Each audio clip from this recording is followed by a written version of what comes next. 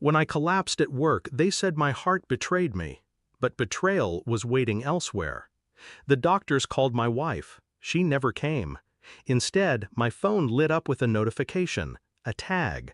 My wife's sister had posted a photo, her smiling, drink in hand, captioned, "About to inherit a fortune." My wife's comment sat beneath it like a knife. "It's been a long plan coming." I didn't move. I didn't rage. I lay tethered to machines, IV dripping into my arm, my chest sore from the collapse, staring at that screen until the battery died. Silence filled the hospital room. Not grief, not despair. Silence. Days later, still weak, my pulse monitored by wires, I saw 65 missed calls from her name. Then a message pulsed through. "We need you. Answer immediately." Not, "I need you, we." I turned my face toward the ceiling. The beeping of the machine slowed, steady. Cold clarity replaced shock. That was the moment I stopped being her husband.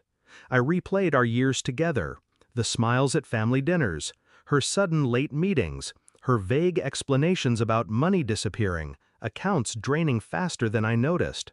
Pieces I had once ignored, small, harmless shadows, now stood in line, forming a wall.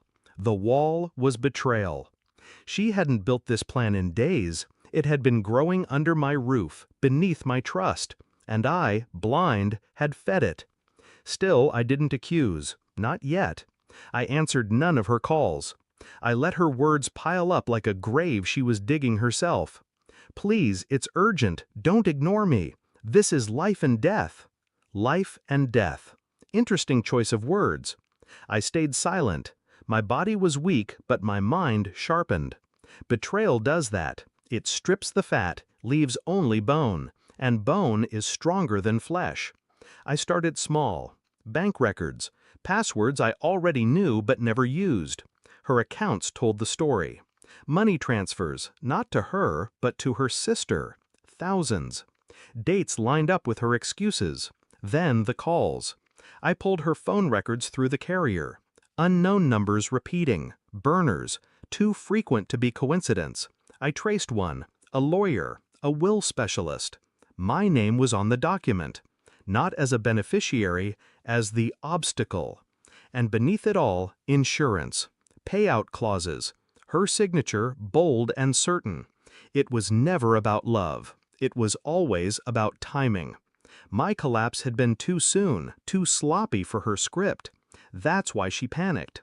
That's why she needed me alive, for now. So I waited.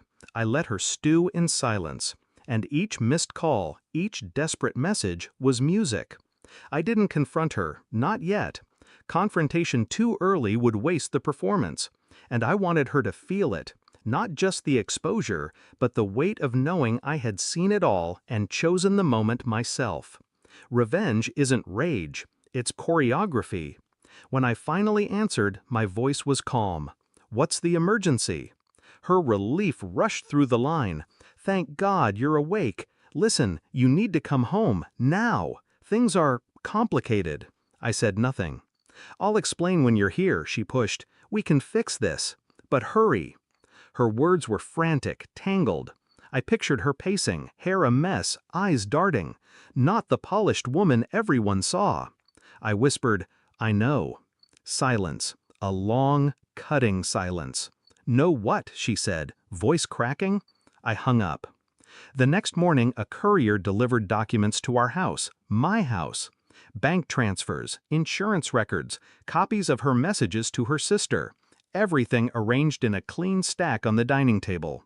When she saw it, her face drained. She reached for words, excuses, tears. I just watched.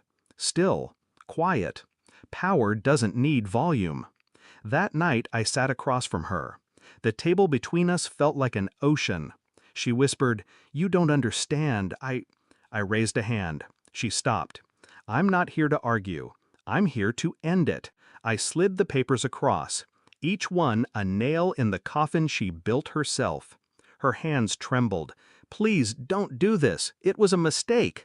"No," I said softly. "It was a plan." She broke. Tears, apologies, hysteria. She begged for forgiveness, for time, for anything. I stood, walked to the door, paused just long enough for her to hope. "Consider yourself lucky," I said. "I'm not dead." And I left her in that house full of ghosts. I never went back. The house, the marriage, the life, I shed it like a skin that no longer fit. Friends asked questions. Family whispered. I answered nothing. Truth needs no defense. Sometimes, in quiet moments, I wonder if she still waits by the phone, desperate for me to return. If she still fears the sound of a knock at the door, a letter in the mail, a silence too heavy to bear. But those thoughts pass quickly, because the truth is simple. She planned my death. I gave her something worse. I left her alive with nothing. Thanks for watching. Don't forget to like, share, and comment. Subscribe now to Cheating Stories Insight World for more amazing stories.